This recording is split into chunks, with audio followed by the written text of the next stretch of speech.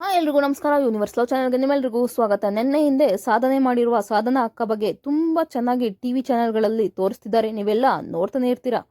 ಸಾಧನಾ ಶೆಟ್ಟಿಯ ಸಾಧನೆ ಬಗ್ಗೆ ಹೇಳ್ಬೇಕಾದ್ರೆ ಮುಂದೆ ನೋಡ್ತಾ ಹೋಗಿ ಗೊತ್ತಾಗುತ್ತೆ ಈಕೆ ಯಾರ್ಯಾರಿಗೆ ಮೋಸ ಮಾಡಿದ್ದಾರೆ, ಇವರು ಈತನ ಹತ್ರ ಎಷ್ಟು ದುಡ್ಡು ತಿಂದಿದ್ದಾರೆ, ಏನೇನು ತೆಗೆಸ್ಕೊಂಡಿದ್ದಾರೆ, ಎಲ್ಲ ಕಾಸ್ಟ್ಲಿ ವಸ್ತುಗಳು ತೆಗೆಸ್ಕೊಂಡಿರೋದಕ್ಕೆ ಎಷ್ಟೆಷ್ಟು ತೆಗೆಸ್ಕೊಂಡಿದ್ದಾರೆ ಆತನ ಹತ್ರ.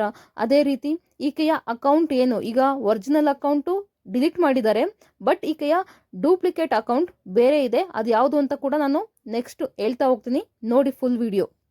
ಮೊದಲಿಗೆ ತುಂಬಾ ಜನ ನಾನು ಈಕೆಯ ವಿಡಿಯೋಗಳಿದ್ದ ಕಮೆಂಟ್ ಎಲ್ಲ ನೋಡ್ತಿದ್ದೆ, ಈಕೆಯ ಮುಖವನ್ನು ತೋರಿಸಿ ಯಾಕೆ ಎಲ್ಲ ವಿಡಿಯೋದಲ್ಲೂ ಬ್ಲರ್ ಮಾಡಿದ್ದೀರಾ, ಈಕೆಯಿಂದ ಇನ್ನೂ ಸ್ವಲ್ಪ ಜನ ಮೋಸ ಹೋಗಬಹುದು ಅಂತ ಎಲ್ಲ ಹೇಳಿದ್ರಿ. ಅದಕ್ಕೋಸ್ಕರ ನನ್ನ ವಿಡಿಯೋದಲ್ಲಿ ಆಕೆಯ ಮುಖವನ್ನು ನಾನು ಬ್ಲರ್ ಮಾಡಿಲ್ಲ, ಕ್ಲಿಯರ್ ಆಗಿ ತೋರಿಸ್ತೀನಿ ನೋಡಿ. ಈಕೆಯೇ ಸಾಧನಾ ಶೆಟ್ಟಿ.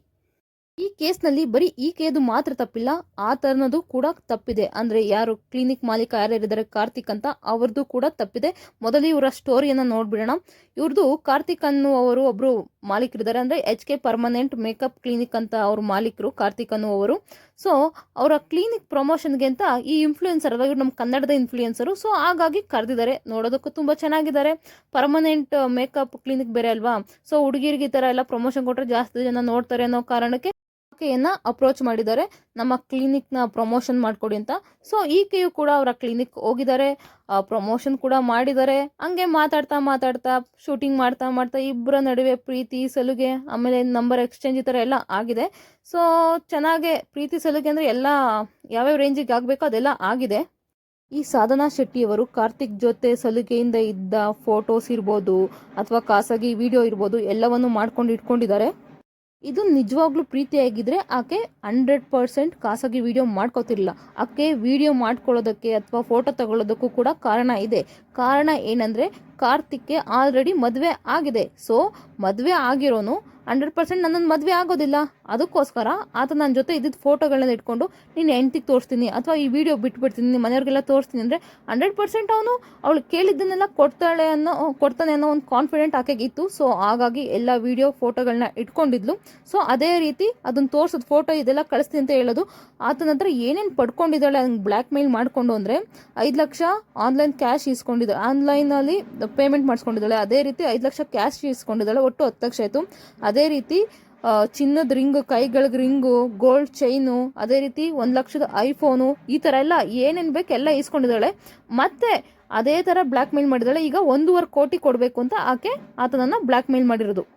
ಇಷ್ಟೆಲ್ಲ ಈಸ್ಕೊಂಡ ಮೇಲೂ ಆಕೆಗೆ ಅಕ್ಕ ಒಂದ್ಸಲ ರುಚಿ ನೋಡಿ ಬಿಟ್ಟಿದ್ದಾಳೆ. ಸೊ ಇನ್ನು ಬಿಡೋಕ್ಕಾಗೋದಿಲ್ಲ, ಇದೇ ಸಿಕ್ಕಿದ ಚಾನ್ಸ್ ಅಂತ ಈಗ ಚಿಲ್ಲರೆ ಪಲ್ರೆ ಎಲ್ಲ ಬೇಡ, ಲಕ್ಷ ಬೇಡ, ಒಂದೇ ಸಲ ಕೋಟಿಗೆ ಹೋಗ್ಬಿಡೋಣ ಅಂದ್ಬಿಟ್ಟು 1.5 ಕೋಟಿಗೆ ಬೇಡಿಕೆ ಇಟ್ಟಿದ್ದಾಳೆ. ಈಗ 1.5 ಕೋಟಿ ಕೊಟ್ಟರೆ ನಾನು ಯಾವುದೇ ಕಾರಣಕ್ಕೂ ನಿಮ್ಮ ಫ್ಯಾಮಿಲಿಗೆ ಈ ಫೋಟೋ ಇರ್ಬೋದು ಅಥವಾ ನೀನು ನನ್ನ ಜೊತೆ ಇರೋ ಖಾಸಗಿ ವಿಡಿಯೋ ಇರ್ಬೋದು ಅದನ್ನ ಯಾವುದನ್ನು ಕೂಡ ನಾನು ಬಿಡೋದಿಲ್ಲ.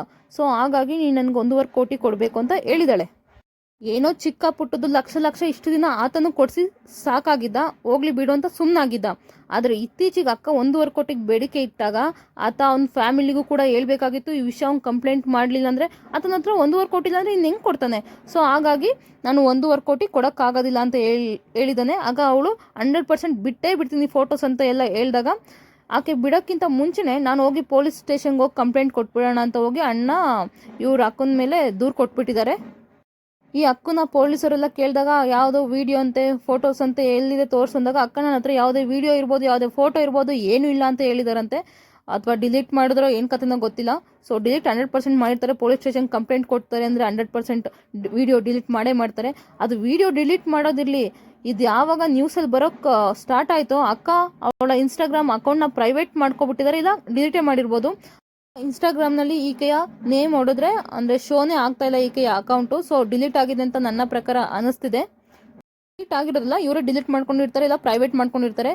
ಈಗ ತುಂಬ ಜನಕ್ಕೆ ಈಗ ಒಂದು ಕ್ಯೂರಿಯಾಸಿಟಿ ಇರುತ್ತೆ, ಹಾಗಾದ್ರೆ ಈಕೆಯ ಅಕೌಂಟ್ ನಾವು ಹೆಂಗೆ ಸರ್ಚ್ ಮಾಡೋದು, ಈಕೆ ಅಂತ ಹೆಂಗೆ ಗುರುತಿಸೋದು ಅಂತ ಎಲ್ಲ ನಿಮ್ಗೊಂದು ಕ್ಯೂರಿಯಾಸಿಟಿ 100% ಇರುತ್ತೆ. ಹಾಗಾದರೆ ಈಕೆ ಒಂದು ಫೇಕ್ ಅಕೌಂಟ್ ಇದೆ, ಇನ್ನೊಂದು ಇವ್ರ ಹೆಸರಲ್ಲಿ ಇನ್ನೊಂದು ಫೇಕ್ ID ಮಾಡ್ಕೊಂಡಿದ್ದಾರೆ. ಸೊ ಅದು ಯಾವುದು ಅಂದರೆ ಸಾಧನಾ -ಶೆಟ್ಟಿ -21 ಅಂತ ಇನ್ಸ್ಟಾಗ್ರಾಮಲ್ಲಿ ಹೊಡಿರಿ, ಅದು ಬರುತ್ತೆ ಇವ್ರ ಅಕೌಂಟು. ಸೊ ಅದು ಫೇಕ್ ಅಕೌಂಟು. ಸೊ ಇವ್ರದೇ ವಿಡಿಯೋಸು ನೋಡ್ಬೋದು ನೀವು, ಯಾರು ಅಂತ 100% ಆಗಿ ನಿಮ್ಗೆ ಗೊತ್ತಾಗುತ್ತೆ. ಈ ಇಬ್ಬರಲ್ಲಿ ಯಾರದು ತಪ್ಪು ಅಂತ ಹೇಳೋದಾದ್ರೆ 100% ಹುಡುಗರದೇ. ಅಂದರೆ ಇಲ್ಲಿ ಕಾರ್ತಿಕ್ ಅಂತ ಮಾಲೀಕರು ಯಾರಿದಾರಲ್ಲ ಅವ್ರದೇ ತಪ್ಪು.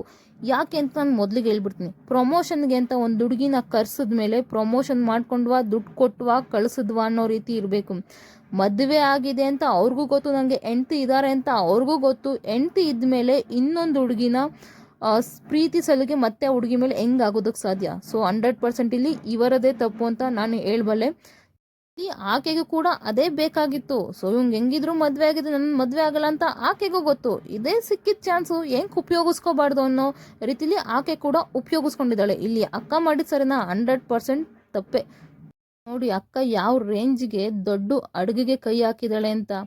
ಯಪ್ಪ, ಈ ರೇಂಜಿಗೆಲ್ಲ ಹುಡುಗಿರು ಇರ್ತಾರೆ ಅಂತ ಇಂಥವ್ರನ್ನ ನೋಡಿದ್ಮೇಲೆ ಗೊತ್ತಾಗಿದೆ ಗುರು. ಅದರಲ್ಲೂ ನಮ್ಮ ಕನ್ನಡ ಕ್ರಿಯೇಟರ್ಸಲ್ಲೂ ಈ ಥರ ಎಲ್ಲ ಇದ್ದಾರೆ. ಹೌದು, ಈಕೆಗೆ ಬ್ಯೂಟಿ ಇದೆ, ಸ್ಲಿಮ್ ಆಗಿದ್ದಾಳೆ, ತುಂಬ ಚೆನ್ನಾಗಿದ್ದಾಳೆ, ಹೌದು. ಇದನ್ನೇ ಉಪಯೋಗಿಸ್ಕೊಂಡು ಈ ರೇಂಜಿಗೆಲ್ಲ ಇಳಿಬಾರ್ದು. ಆತ ಇಷ್ಟೆಲ್ಲ ಕೊಡ್ಸಿರೋದೇ ಹೆಚ್ಚು. ಐಫೋನ್ ಅಂತೆ 5 ಲಕ್ಷ ಕ್ಯಾಶ್ ಅಂತೆ, 5 ಲಕ್ಷ ಫೋನ್ಪೇ ಅಂದರೆ ಆನ್ಲೈನಲ್ಲಿ ಮಾಡಿದ್ದಾರೆ, ರಿಂಗ್ ಅಂತೆ, ಚಿನ್ನದ ರಿಂಗ್ ಅಂತೆ, ಚೈನ್ ಅಂತೆ, ಇಷ್ಟೆಲ್ಲ ಕೊಟ್ಟು ಈಕೆಗೆ ಆಸೆ ತೀರಿಲ್ಲ ಅಂದರೆ ರುಚಿ ಕಂಡಿರೋಳು ಬಿಡ್ತಾಳ? 100% ಬಿಡಲ್ಲ. ಇದೆಲ್ಲ ಸಣ್ಣ ಪುಟ್ಟ ಆಯಿತು, ಇನ್ಮೇಲೆ ಹೊಡೆದ್ರೆ ಅಡುಗೆ ಹೊಡಿಯೋಣ ಅಂತ ಹೋಗಿದ್ದಾಳೆ. ಸೊ ತಗ್ಲಾಕೊಂಡಿದ್ದಾಳೆ. ಈ ಕಡೆ ಈಕೆಯ ಮರ್ಯಾದೆನೂ ಮಣ್ಪಾಲಾಯಿತು, ಆ ಕಡೆ ಆತನ ಮರ್ಯಾದೆ ಕೂಡ ಮಣ್ಪಾಲಾಯಿತು.